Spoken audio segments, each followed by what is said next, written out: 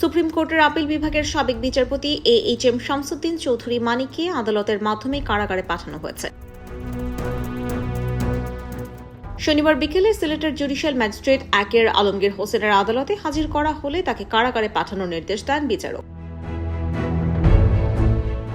শামসুদ্দিন মানিককে ৫৪ ধারায় গ্রেফতার দেখিয়ে আদালতে হাজির করা হয়। পরে কোর্টের বিচারক তাকে কারাগারে পাঠানোর নির্দেশ দেন। আদালতে আসামি পক্ষের কোনো আইনজীবী উপস্থিত ছিলেন না। আসামি সাবেক বিচারপতি হওয়ায় আদালত জেল কোড অনুসারে সুযোগ সুবিধা দেওয়ার নির্দেশ দিয়েছেন। এছাড়াও আসামি আদালতকে জানিয়েছেন তিনি শারীরিকভাবে অসুস্থ।